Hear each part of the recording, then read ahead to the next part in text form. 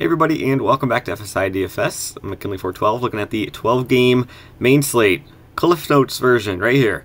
Pay up for pitching, bats, look for some value in some of the cheap teams. There's just not a whole lot to love in terms of like the mid to lower tier of pitching salary, and we have a lot of aces going on the mound today.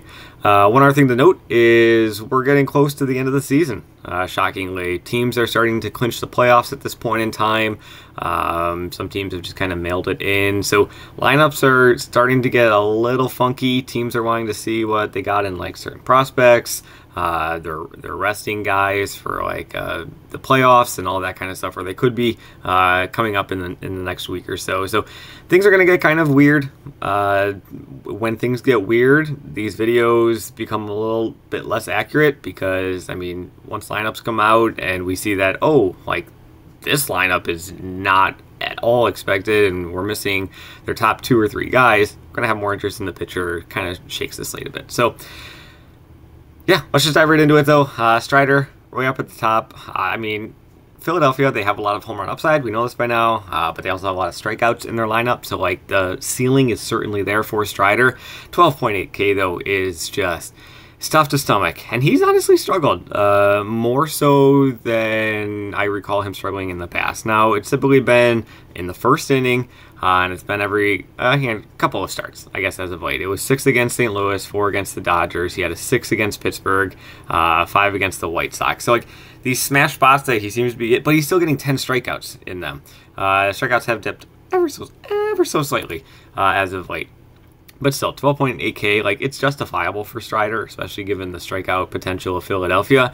But I do think that salary is going to be a big premium, so I do have him ranked just below Blake Snell. I think Blake Snell is going to be the SP1 for me. Going up against Colorado and their anemic offense. He's already faced Colorado a couple times this season, averaging 27 DK points in them. He's got 21 strikeouts in just 11 innings against them. One thing that he's been able to do against Colorado that he hasn't been able to do against anybody else this season is have control. He only has 1 walk in those 11 innings pitched, which if you've been playing any MLB DFS, which I'm sure you have, Snell, he can be very erratic in his command at times, walks a lot of guys, but yeah, so I think Snell's going to be the SP1 just because he gives you that 2,200 extra salary discount from Strider. Castillo, really like his matchup as well, going up against Oakland, and then Gallen facing off against San Francisco. I really don't think you can go wrong with any of these top 4 guys. I think they're all in just great spots. Going into the mid-tier, Pepio. Real quick, Dodgers, I don't know what's going on with the starting pitching. They have Yarbrough as the opener and then Pepio going long relief. They previously had like Yarbrough doing some long relief stuff, so now he's just the opener. It's all kind of wonkiness, so I don't know what's going on with them. But I think if you can just kind of steer with these top 4 guys. Eovaldi, I'm not sure what his pitch count's going to be looking like. He's kind of warming it back up. He got to 73 pitches in his last start out, but so he did 73 pitches in only 3.1 innings. Now he's going up against the Boston team, solid offense. They're making a push.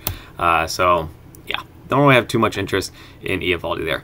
Going into the mid-tier, Kikuchi, I have him ranked number 1 in this mid-tier.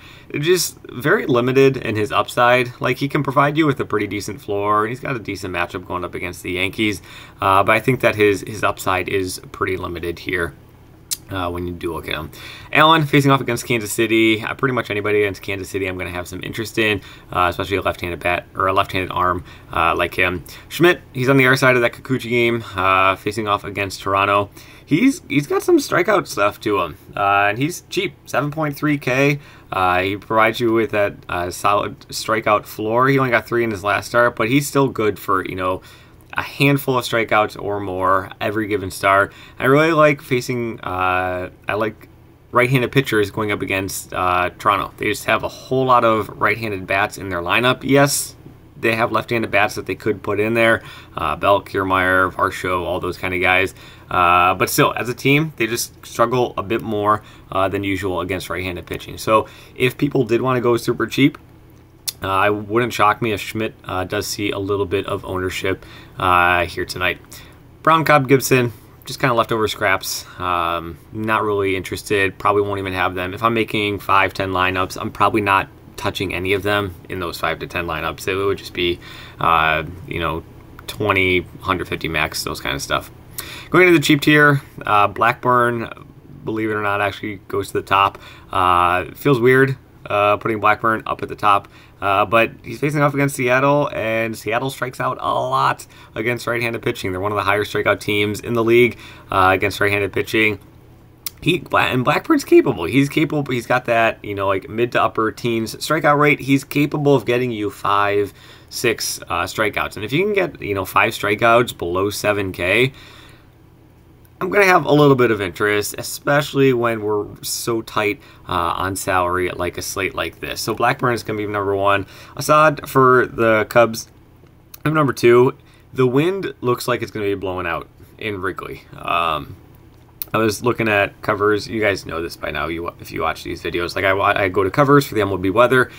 They're projecting like 15-mile-an-hour winds blowing out to left in this game in Wrigley, and we all know Wrigley maximizes winds. So Cubs gonna have a little bit of interest in their bats, but a little bit less interest in the pitching in that game. And then everybody else is just kind of there.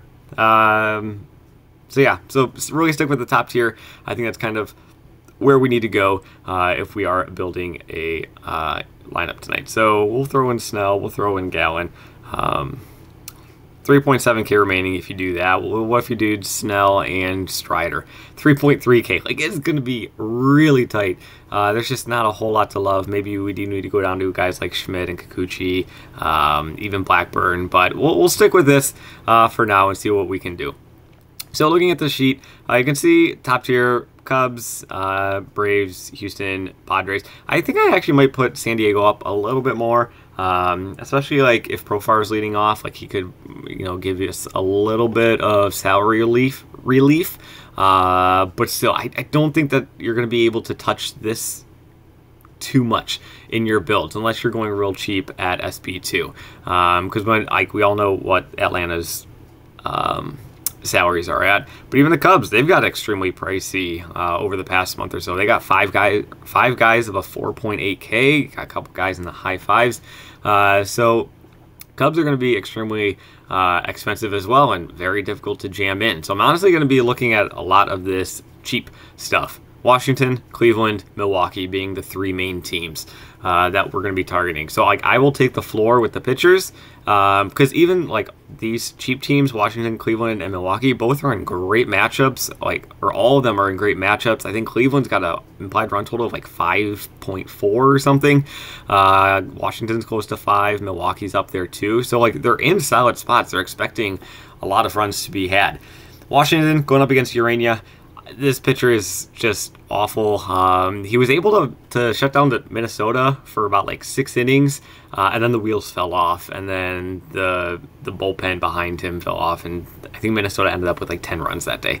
But still, Urania, he's just not a great pitcher, great MLB pitcher. So you're going to have a lot of interest in the Washington bats, especially the lefty. CJ Abrams will probably be the first guy you put in there, but he is 4.8K, so it's a little bit difficult to jam him in, so I would definitely turn towards Tom Smith.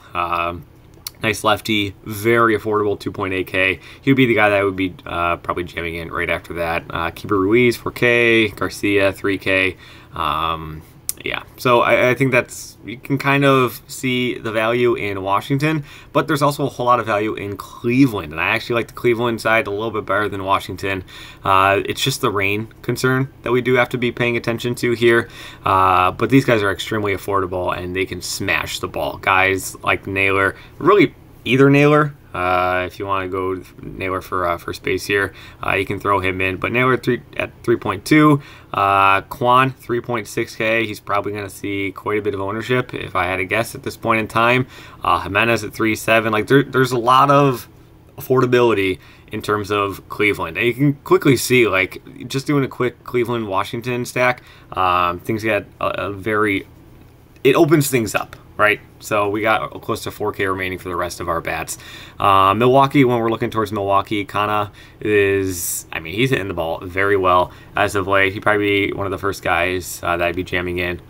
with this Milwaukee stack and only 3.4K. So another very affordable guy, and Milwaukee in general is pretty affordable. So I think on the slate, it's going to be pay up for pitcher, stay cheap at the bats, and just kind of move on from there. So yeah, that's kind of it. So good luck in your contests tonight. We will see you in the next one.